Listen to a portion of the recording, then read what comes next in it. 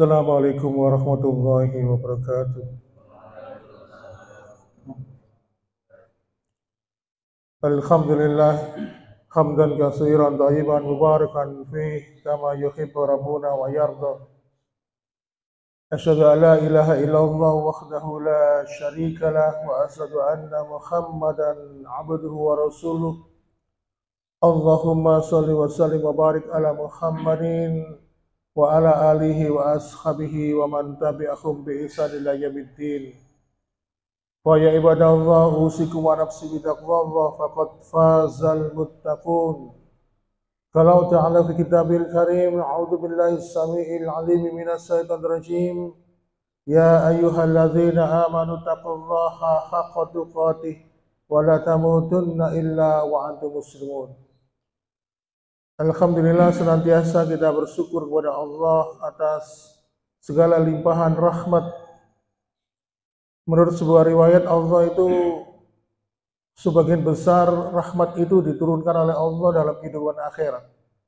Tetapi rahmat Allah itu hanya diturunkan satu rahmat saja untuk seluruh kehidupan hamba-hambanya di alam dunia. Sehingga ketika Allah memperbanyak rahmat di alam akhirat, sehingga banyak hamba-hambanya yang nanti akan mendapatkan ampunan, mendapatkan syafaat, sehingga mereka pun mendapatkan kenikmatan yang tertinggi dalam kehidupan akhirat, tidak lain adalah bukan adalah kenikmatan surga.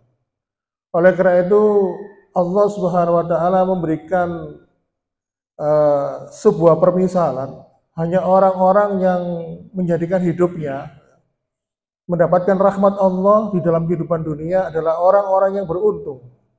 Sebagaimana ketika Allah memerintahkan kita bersyukur di dalam surat Yunus ayat 58 insyaallah, fal yafrahu huwa khairum mimma yajma'un. Sesungguhnya orang itu ketika mendapatkan rahmat Allah maka seharusnya bergembira. Kenapa? Yajma'un, karena rahmat itu lebih baik. Maka yang dimaksud rahmat di sini adalah ketika seseorang dalam kehidupan dunia diberikan rahmat Allah berupa hidayah, berupa petunjuk, sehingga dia mampu dan membaktikan dirinya kepada Allah, maka dia adalah orang-orang mendapatkan rahmat. Oleh karena itu, ma'asyiral muslimin, mumpung kita ini masih diberikan kebaikan oleh Allah, dikehendaki sebagai hamba-hambanya yang senantiasa mendapatkan rahmat, maka sebaiknya kita sepatutnya adalah untuk bersyukur. Karena tidak semua orang dikehendaki Allah mendapatkan kebaikan. Kita melihat, mengamati banyak mungkin saudara atau tetangga kita yang dari lahir hingga sampai menutup mata meninggalkan kehidupan dunia ini. Banyak di antara mereka yang tidak mengenal Allah. Banyak juga mereka yang tergelincir di dalam kehidupannya sehingga dia berpaling. Awalnya beriman, akhirnya berpaling kepada keyakinan yang lain. Makanya yang patut kita lakukan adalah senantiasa bersyukur kepada Allah Subhanahu wa taala karena masih diberikan kesempatan, dikehendaki oleh Allah menjadi hamba-hamba yang dipilih, menjadi hamba-hamba yang senantiasa diberikan hidayah dan petunjuk oleh Allah Subhanahu wa taala. Oleh karena itu, ma'asyiral muslimin, Rasulullah SAW juga memberikan contoh kepada kita bahwa senantiasa kita ini harus bersyukur kepada Allah. Baik dalam perbuatan maupun dalam ucapan, dan ini juga dicontohkan. Rasulullah SAW menyampaikan ketika mendapatkan sesuatu dari Allah, beliau mengucapkan Alhamdulillah, baik senang maupun susah, baik bahagia maupun sedih, beliau mengucapkan Alhamdulillah. Sama-sama mengucapkan Alhamdulillah, tapi buntut kalimat yang menyertai di belakangnya berbeda. Ketika beliau mendapatkan kabar baik, mendapatkan kenikmatan dari Allah Subhanahu wa taala, Rasulullah SAW menyampaikan alhamdulillahilladzi bi ni'matihi tatimus shalihah. Segala puji bagi Allah, dan dengan amalan-amalan itu sempurnalah, dengan semua kenikmatan itu sempurnalah amalan-amalan soleh. Tetapi sebaliknya ketika Rasulullah SAW mendapatkan ujian atau mungkin mendapatkan musibah sehingga menyebabkan beliau ini sedih atau mendapatkan berita yang kurang baik, Rasulullah mengucapkan alhamdulillah ala kulli hal, segala puji bagi Allah yang berkuasa atas segala sesuatu. Yang jadi pertanyaan adalah, Kenapa Rasulullah SAW ketika mendapatkan sesuatu yang tidak enak, seperti musibah, ujian, atau mungkin berita buruk, tidak mengucapkan kalimat istirja, sebagaimana yang telah diperintahkan oleh Allah, dicontohkan oleh Allah di surat Al-Baqarah, Inna lillahi wa inna ilaihi rajiun, tetapi malah Rasulullah mengucapkan Alhamdulillah ala kulli hal. Menurut para ulama hadis, karena ada sebuah hadis yang diriwayatkan oleh Imam Ibnu Hibban, juga diriwayatkan oleh Imam Muslim, ma yusibul musibah min nasabin wala wasabin wala hamin wala hasmin, tidaklah menimpa seorang mukmin, entah dia itu menderita sakit, ya, atau mungkin dia merasakan hatinya sedih, atau mungkin dia merasakan kelelahan, hatta saukoti, bahkan jika dia berjalan kaki lalu kemudian kakinya tertusuk duri, kecuali Allah akan menghapuskan segala dosa-dosa dan kesalahannya. Makanya Rasulullah SAW ketika mendapatkan sesuatu yang gak enak, yang membuat hatinya sedih, beliau mengucapkan Alhamdulillah ala kulli hal, segala puji bagi Allah yang berkuasa atas segala sesuatu. Kenapa? Karena kalau kita ini mendapatkan sesuatu yang gak enak, entah itu ujian, musibah, dan sebagainya, kemudian kita mengucapkan Alhamdulillah ala kulli hal, maka Allah sesuai dengan janji Rasulullah tadi, maka Allah akan mengampuni dosa-dosa kita terkait dengan apa yang menimpa kita dalam hidup ini. Oleh karena itu, ma'asyiral muslimin wa zumratal mu'minin rahimakumullah, marilah kita senantiasa bersyukur, ya, atas setiap keadaan yang telah diberikan oleh Allah Subhanahu wa taala. Dan dalam hal ini juga sebagai pengingat, terutama untuk pribadi saya sendiri, bahwasanya bersyukur itu adalah salah satu sikap terbaik seorang hamba kepada Allah. Karena Allah tidak pernah lelah dan letih memberikan nikmatnya kepada kita, tetapi justru kita sebagai hambanya kadang sering membalas kenikmatan itu dengan perbuatan dosa dan maksiat. Baiklah ma'asyiral muslimin wa zumratal mu'minin rahimakumullah, itu sebagai mukadimah pada pertemuan kita pada pagi hari ini. Kita akan menginjak pada pembahasan yang baru, tapi sebenarnya pembahasan kita pada pagi hari ini masih ada hubungannya dengan pembahasan kita yang kemarin yang berkaitan dengan amal. Pada pembahasan yang lalu, ketika kita berbicara tentang amal, saya menyampaikan bahwa setiap diri kita, setiap manusia mempunyai potensi amal yang berbeda-beda. Sehingga ada yang mempunyai kelebihan di dalam puasa, di satu sisi dia mau sedekah harta, dia tidak berpunya. Ada orang yang diberikan pahala lewat sedekahnya, karena dia mempunyai banyak harta, tetapi ibadah-ibadah lain dia kendor. Banyak yang kuat berdiri berlama-lama melakukan sholat atau sholat sunnah, tetapi di ibadah-ibadah yang lain dia tidak seperti yang demikian. Makanya setiap orang itu mempunyai potensi ibadah yang berbeda-beda. Sehingga kita harus menemukan potensi kita, ibadah kita yang bagaimana. Oleh karena itu pada pembahasan kita pada pagi hari ini, Allah juga memberikan balasan berupa surga. Sehingga Allah menjadikan surga itu ada beberapa pintu. Dan di total oleh para ulama, pintu-pintu surga itu jumlahnya ada 8. Kalau Allah tadi membagikan amal, setiap potensi amal yang berbeda-beda pada setiap orang, maka juga nanti Allah ketika memberikan surga kepada hamba-hambanya, juga dibagi-bagi sesuai dengan amal ibadah dan potensi amal yang dilakukan oleh seseorang. Jadi nanti di surga itu ada pintu sholat, ada pintu puasa, ada pintu sedekah, juga ada pintu jihad. Kemudian ada juga pintu aiman, yaitu bagi orang yang diberikan oleh Allah 70.000 orang yang masuk surga tanpa hisab, tanpa azab. Jadi tidak dihisab, tidak diazab, tidak dihukum dulu di neraka. Mereka 70.000 orang jumlahnya, dari umat terdahulu sampai umat terakhir dimasukkan surga. Siapakah mereka? Mereka yang tidak minta diruqyah. Kemudian mereka yang tidak menggunakan pengobatan, menggunakan sundutan api, atau misalnya besi panas atau yang dipanaskan dengan api terus kemudian ditempelkan, bukan begitu. Kemudian orang yang tidak percaya dengan tatayur atau takhayul atau hal-hal yang sifatnya mengarah kepada kesyirikan, Dan mereka ini selalu ridho, tidak pernah merasa sial dengan hidupnya. Kadang-kadang ada orang itu, waduh, dino apes nih. Akhirnya dia mendapatkan musibah. Tapi orang-orang yang dihindarkan oleh Allah dari hisab dan azab ini adalah 70.000 orang jumlahnya masuk surga tanpa azab, tanpa hisab. Mereka selalu ridho, tidak pernah merasa sial dalam kehidupannya. Kemudian ada juga pintu surga dari pintu ridho, di mana orang itu selalu ridho, menerima semua ketetapan dari Allah Subhanahu wa Ta'ala. Kemudian juga ada pintu surga yang namanya pintu taubat. Ketika ada seseorang yang bertobat dan taubatnya diterima oleh Allah Subhanahu wa Ta'ala. Dan yang kedelapan adalah pintu surga bagi orang-orang yang senantiasa memaafkan kesalahan orang lain. Oleh karena itu, ma'asyiral muslimin, pada pembahasan yang lalu kita membahas setiap orang itu potensi amalnya berbeda-beda, maka Allah pun membalas amal-amal mereka ini dengan pintu surga yang berbeda-beda. Karena kita tidak bisa menjustifikasi kalau misalnya saya ini kuat puasa, maka orang lain ketika tidak kuat puasa kita tidak boleh merendahkan. Seperti kemarin setahun yang lalu, tahun 2021 pada puncak pandemi, kebetulan pada bulan Ramadan, saya itu punya hutang puasa 15 hari. Karena sakit, sehingga puncaknya saya harus dirawat di rumah sakit karena pandemi 2 minggu. Nah, kadang-kadang teman saya, memang dia itu suka puasa, kadang-kadang ngeremehin, ngono tok ae gak poso, loro-loro tok ae gak poso. Ya, saya mengatakan, yuridullah bikumul yusra, wala yuridu bikumul usra. Allah itu memberikan kemudahan. Allah itu tidak ingin memberatkan hambanya.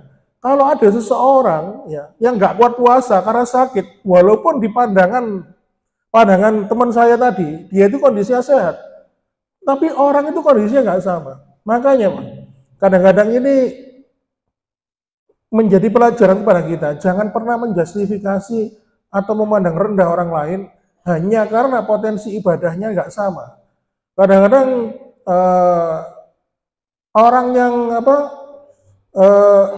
yang berlebih hartanya, kadang-kadang memandang remeh orang yang tidak berharta. Bisa jadi mereka tidak punya harta, tidak punya pangkat dan kedudukan, tetapi bisa masuk surga dari pintu surga yang lain, yang sesuai Allah berikan untuknya. Oleh karena itu, ma'asyiral muslimin, Imam Malik mengatakan, Innallaha qasamal a'mal kama qasamal arzak. Allah itu membagi amal, sebagaimana ketika Allah itu juga membagi rezeki. Jadi ada orang yang dimampukan untuk sholat, tetapi tidak dimampukan untuk puasa. Ada orang yang sholatnya biasa-biasa saja, tapi sodakohnya juga luar biasa. Oleh karena itu, seperti Utsman bin Affan. Utsman bin Affan ini ketika diberikan kesempatan untuk khutbah Jumat, mengucapkan rukun khutbah. Rukun khutbah itu kan pertama memuji Allah, kemudian membaca salawat, berwasiat takwa, terus mengutip salah satu ayat Al-Quran, dan ada sekitar 3 atau 5 rukun khutbah yang harus dibaca. Menurut beberapa ulama mazhab ada perbedaan, ada yang 3, ada yang 5. Nah, ketika menyampaikan wasiat takwa, terus kemudian membaca ayat, Utsman bin Affan langsung mengakhiri khutbahnya. Jadi khutbahnya mungkin tidak ada sekitar 3 atau 5 menit. Tetapi sodakohnya luar biasa. Karena apa? Utsman bin Affan ini orangnya itu nggak bisa ngomong lama, nggak seperti kebanyakan kita. Kalau sudah ngomong di depan ini kadang-kadang ketika di mimbar itu kan ada tulisan mohon dibatasi maksimal durasi khutbah Jumat 15 menit. Kadang-kadang sampai setengah jam gak mari-mari khutbah ini. Nah, Utsman bin Affan ini ngomongnya irit banget, tetapi sodakohnya mengalahkan yang lain, sehingga sampai-sampai dia menghabiskan hartanya untuk bersedekah di jalan Allah, tetapi tetap Allah memberikan karunia kepadanya, sehingga Utsman bin Affan ini dikenal sebagai sahabat yang gemar bersedekah.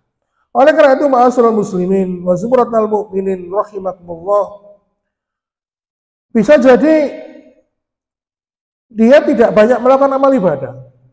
Tidak banyak melakukan amal ibadah. Dia yang wajib-wajib saja.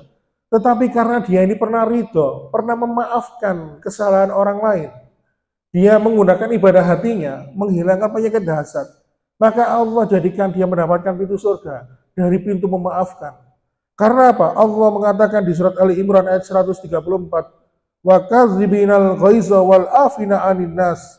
Allah mencintai orang-orang yang menahan amarah dan orang-orang yang senantiasa memaafkan kesalahan orang lain. Makanya di dalam hal ini Allah tidak menjadikan pintu surga itu dari satu pintu.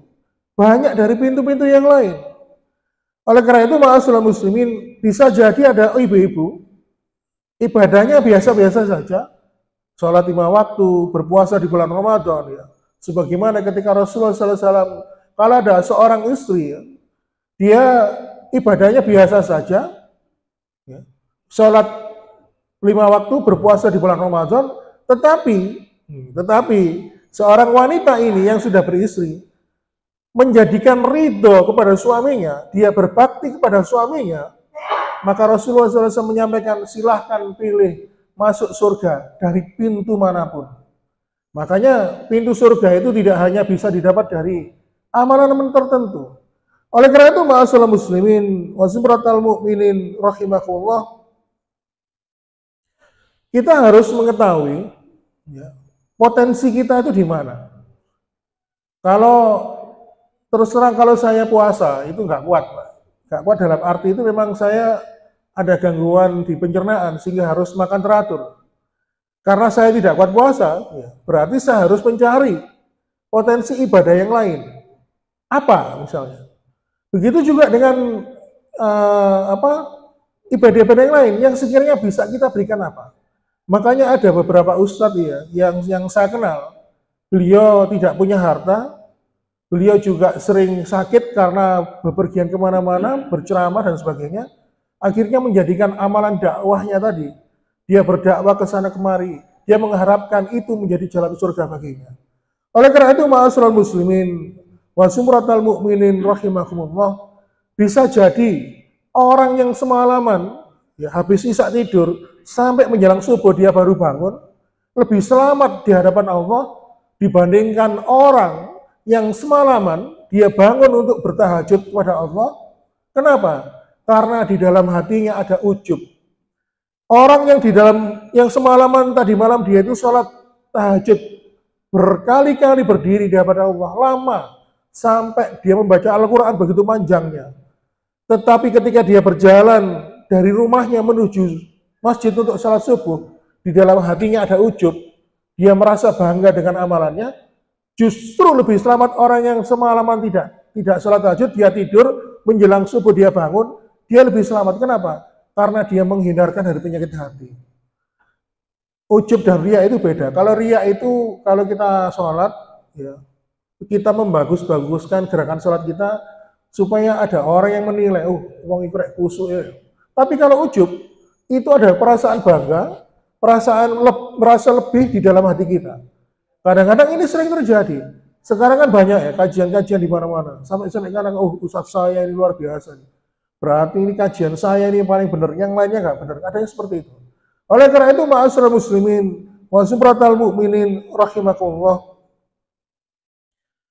ada seorang sahabat, ya, Rasulullah SAW itu sampai mengatakan, yatlaq fikum min akhlil jannah.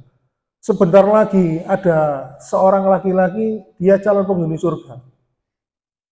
Ketika Rasulullah SAW bermajelis di masjid, lalu datanglah laki-laki Ansor. Lalu dia kemudian masuk masjid, ya, terlebih dulu berwudu, lalu sholat sunnah, tahiyatul masjid, terus ikut bermajelis. Berikutnya, hari kedua, Rasulullah SAW mengatakan, yatlaq fikum min akhlil jannah. Sebentar lagi ada seorang laki-laki penghuni surga. Dan ternyata, setelah diamati, laki-laki kemarin. Lalu pada hari ketiga Rasulullah SAW mengatakan, yatlaq fikum min ahlil jannah. Sebentar lagi ada seorang laki-laki calon penghuni surga. Dan dilihat, loh, ini kan laki kemarin. Rasulullah SAW mengatakan 3 kali berturut-turut. Dan Rasulullah berkata sesuai dengan apa? Wahyu dari Allah, petunjuk dari Allah. Pasti Rasulullah nggak bohong. Akhirnya apa? Abdullah bin Amr bin As, putra dari Amr bin As ini mengatakan, dia iri, Gibtoh itu iri, ingin tahu rahasianya apa, sehingga akhirnya dia minta izin menginap di rumah laki-laki Ansor tadi. Setelah dia menginap selama di rumahnya, di malam harinya dia mengira laki-laki ini melakukan sholat. Ternyata enggak. Dia habis isya langsung tidur. Jam 1 malam bangun. Ternyata cuma ke kamar mandi, buang air kecil, tidur lagi. Setengah jam menjelang subuh dia bangun, lalu dia berangkat ke masjid. Lalu kemudian siang harinya dia juga banyak bekerja karena punya usaha di rumahnya. Begitu seterusnya sampai 3 hari.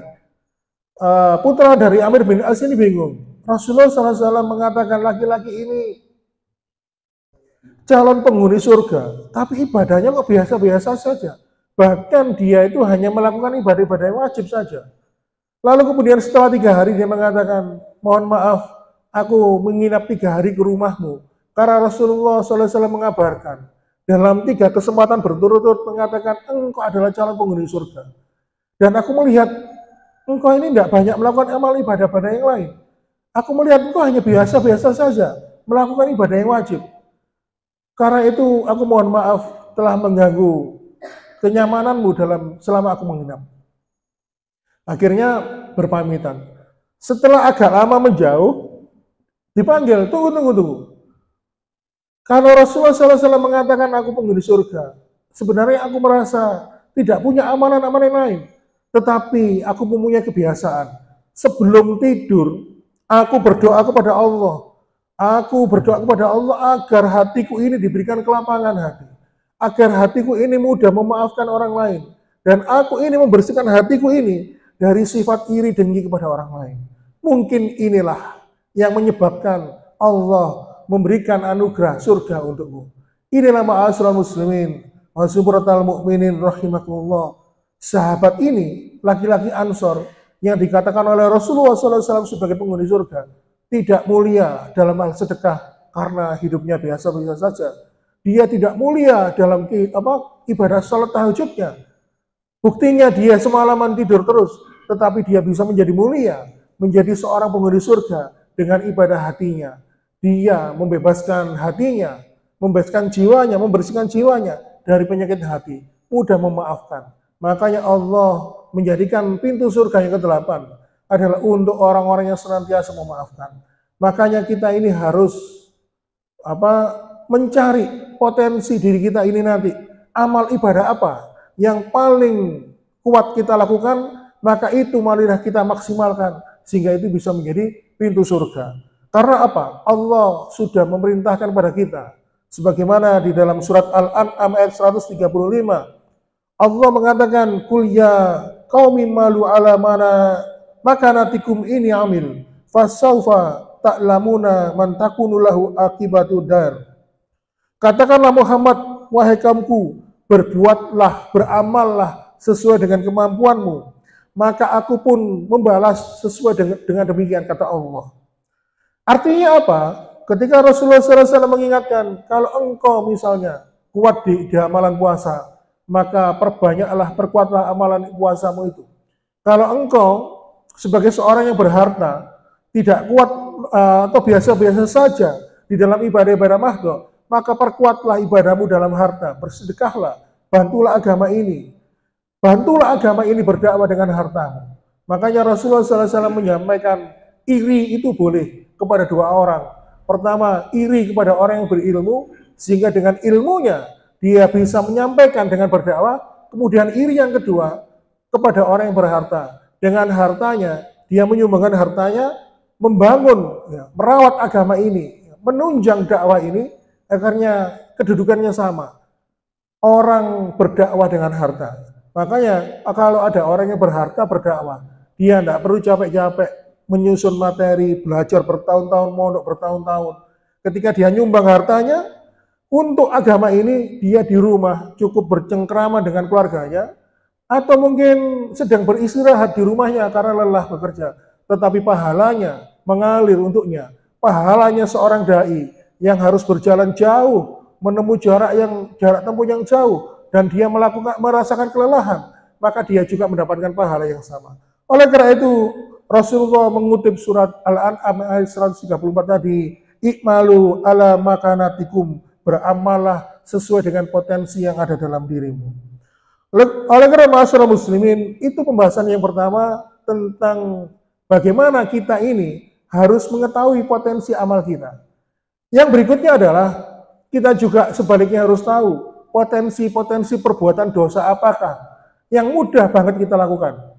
Dan karena waktunya tidak cukup, insya Allah akan kita lanjutkan pada pertemuan yang akan datang.